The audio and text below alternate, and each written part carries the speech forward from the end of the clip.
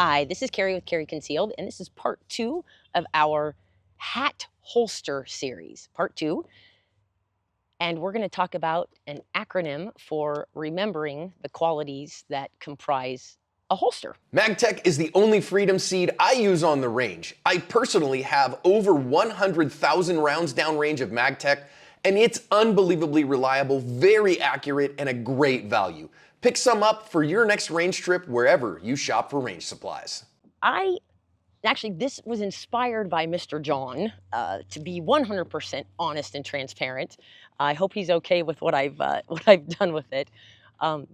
I like to make things memorable for my students, and there's a lot about holsters.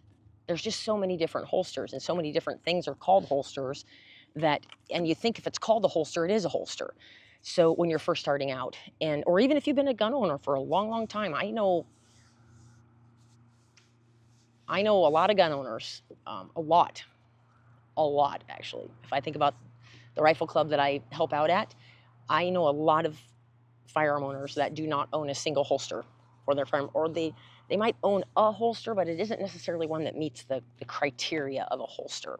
So there was a time in American history where, well, and probably world history, where you didn't usually leave the house without a hat on, or you weren't fully dressed without a smile or a hat.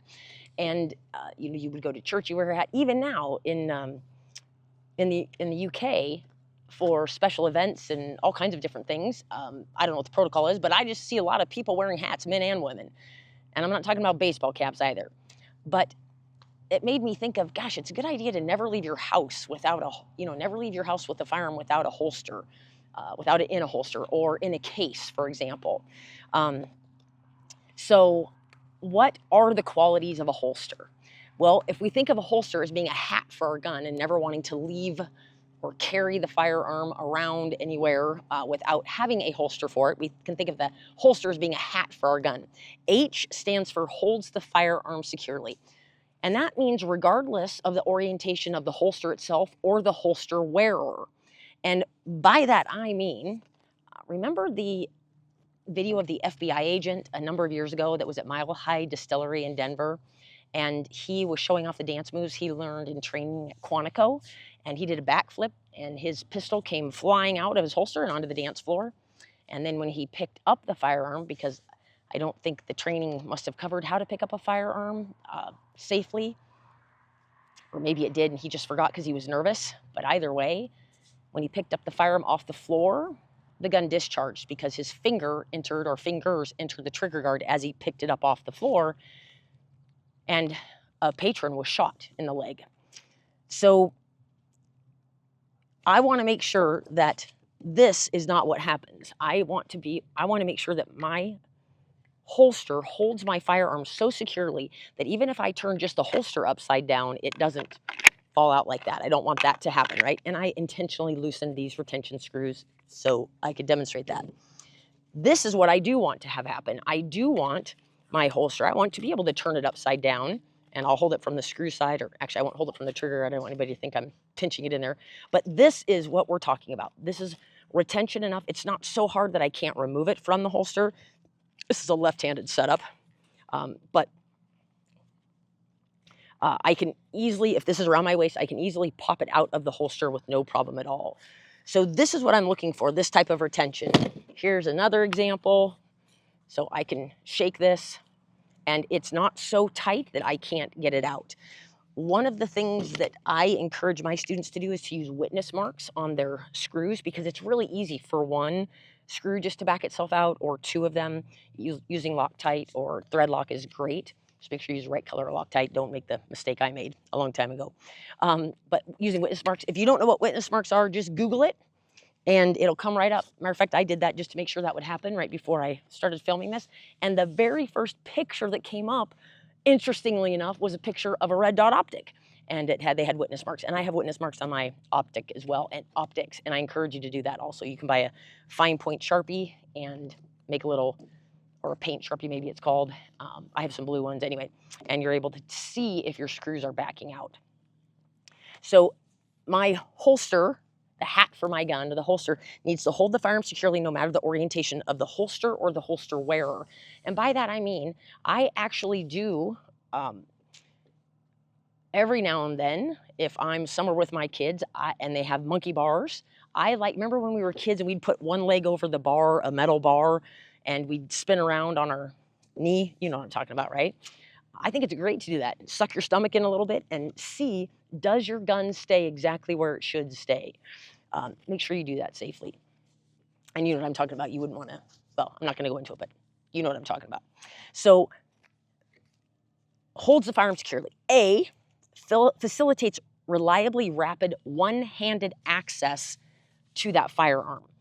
That access must allow me to be able to get the gun out of the holster with one hand and back into the holster with one hand. And I don't mean clearing, the reason I want it to be with one hand is because I want my other hand, I want the only job for my other hand to be just clearing my cover garment. So one-handed access, rapid, reliably rapid.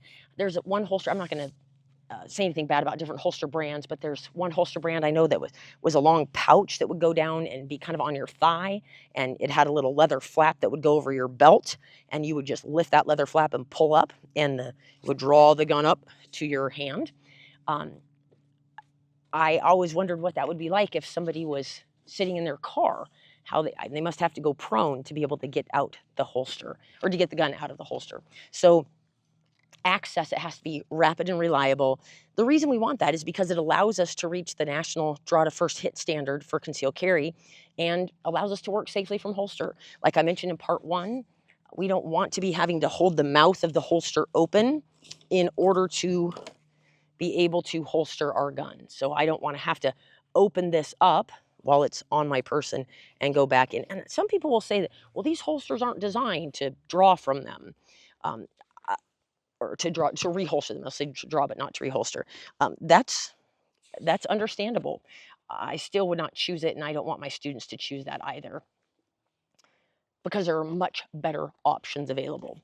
So, H, holds the firearm securely. A, facilitates reliably rapid one-handed access to the firearm. So A is access. And then T is the last one. So I want the holster to encapsulate the trigger guard with a material that is sturdy enough that it doesn't allow anything to enter into that trigger guard. And in part 1, I showed you this setup. And when I bought this years ago, I noticed that I was able to depress the trigger. So the trigger guard's completely encapsulated, but the material allows my finger to get into that trigger guard and depress the trigger from the front and the back. So that doesn't meet the criteria. Also, something to think of is if I have a holster, something like this. Now, this is not the right size gun for the holster, and I'm showing you this on purpose. But if I put this in the holster, I'm able to get a finger into the trigger guard very easily right here. And that means other things could work themselves into the trigger guard as well. I have a student from years ago, this is like in 2013 or 14, who had a very similar to this setup in her purse. And it even had one of the, I won't say the brand name, but the safe trigger on it.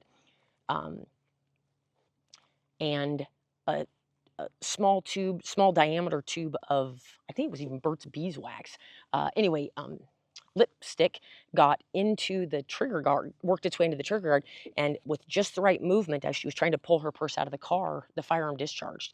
So we want to make sure that we have a firearm that covers that trigger guard with something that completely encapsulates the trigger guard. Here's another example. This is a material strong enough, nothing's going to get into that trigger guard and cause the firearm to discharge.